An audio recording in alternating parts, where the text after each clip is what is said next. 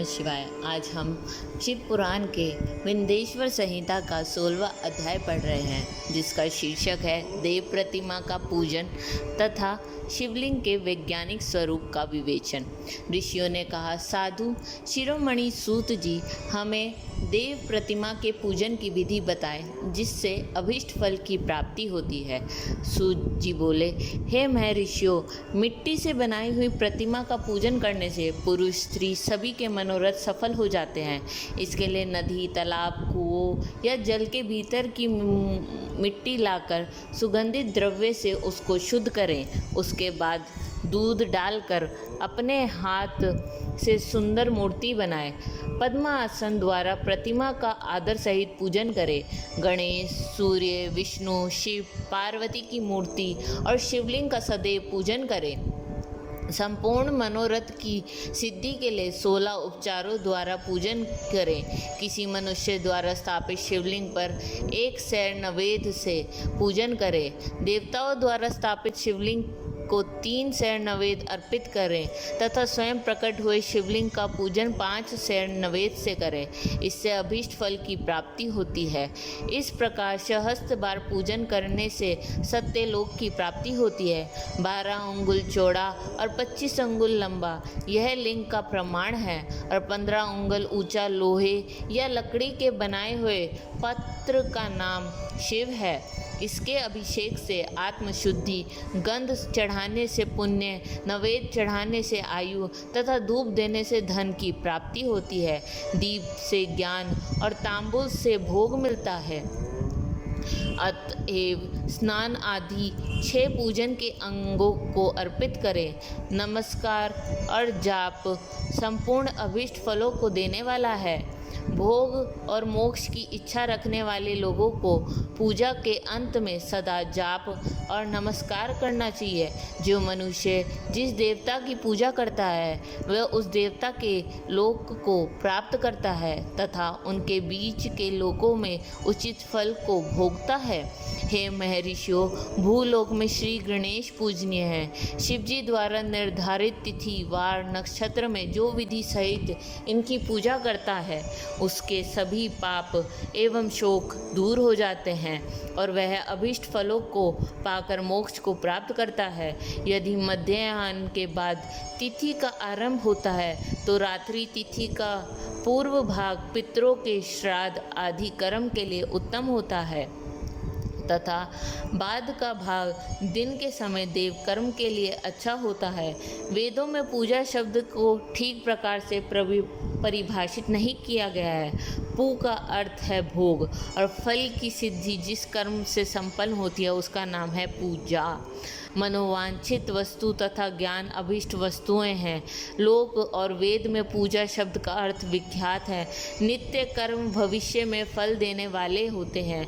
लगातार पूजन करने से शुभ कामनाओं की पूर्ति होती है तथा पापों का क्षय होता है। इस प्रकार श्री विष्णु भगवान तथा अन्य देवताओं की पूजा उन देवताओं के वार, तिथि, नक्षत्र को ध्यान में रखते हुए तथा 16 उपचारों से पूजन एवं भजन करने से अभीष्ट फल की प्राप्ति होती है। शिव जी सभी मनोरथ को पूर्ण करने वाले हैं। महा आद्र नक्षत्र अर्थात माघ कृष्ण चतुर्दशी को शिव जी की पूजन करने से आयु की वृद्धि होती है। ऐसे ही और भी नक्षत्र, महीनों तथा वारों में शिवजी की पूजा का वह भोजन, भोग और मोक्ष देने वाला है। कार्तिक मास में देवताओं का भजन विशेष फलदायक होता है। विद्वानों के लिए यह उचित है कि इस महीने में सब देवताओं का भजन करें। संयम व नियम से जाप, तप, हवन और दान करें, क्योंकि कार्तिक मास में देवताओं का भजन सभी सुखों को दूर करने वाला है। कार्तिक मास में रविवार के दिन जो सूर्य की पूजा करता है और तेल व कपास का दान करता है उसका कुष्ठ रोग भी दूर हो जाता है। जो अपने तन मन को जीवन पर्यटक शिव को अर्पित कर देता है उसे शिवजी मोक्ष प्रदान करते हैं। योनि और लिंग इन दोनों स्वरूपों के शिव स्वरूप में समाविष्ट होने के कारण वे जगत के जन्म निरूपण हैं और इसी नाते से जन्म की निवृत्ति के लिए शिव जी की पूजा का अलग विधान है। सारा जगत बिंदु नाद स्वरूप है, बिंदु शक्ति है और नाद शिव है, इसलिए सारा जगत शिव शक्ति स्वरूप ही है।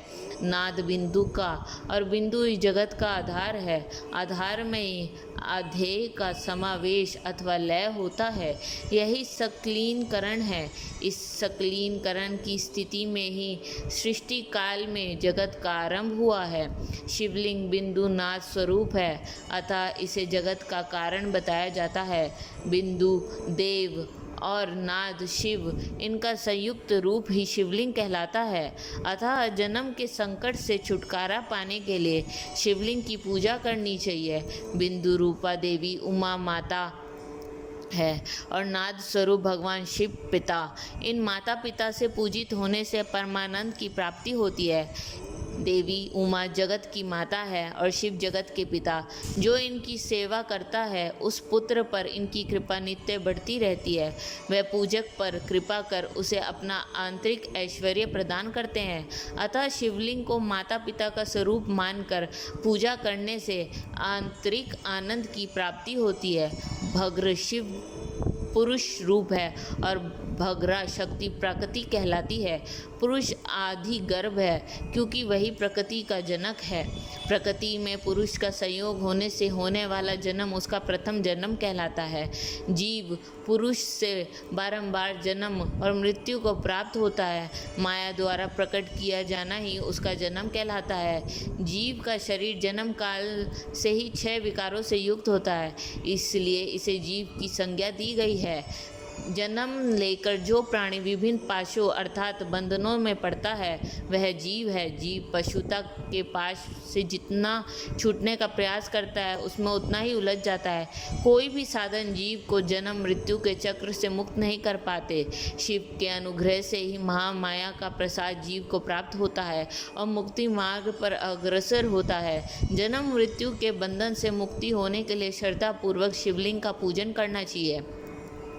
गाय के दूध, दही और घी को शहद और शक्कर के साथ मिलाकर पंचामृत तैयार करें तथा इन्हें अलग अलग भी रखें। पंचामृत से शिवलिंग का अभिषेक व स्नान करें। दूध व अन्न मिलाकर नैवेद्य तैयार कर प्रणव मंत्र का जाप करते हुए उसे भगवान शिव को अर्पित करें। प्रणव को ध्वनि लिंग, स्वयंभू लिंग और नाद स्वरूप होने के कारण नाद लिंग तथा बिंदु स्वरूप होने के कारण बिंदु लिंग के रूप में प्रसिद्धि प्राप्त है। अचल रूप से प्रतिष्ठित शिवलिंग को मकार स्वरूप माना जाता है, इसलिए वह मकार लिंग कहलाता है। स्वारी निकालने से उकारु लिंग का उपयोग होता है। पूजा की दिशा देने वाले गुरु आचार्य विग्रह आकार का प्रतीक होने से आकार लिंग के 6 भेद हैं। इनकी नित्य पूजा करने से साधक जीवन मुक्ति हो जाती है।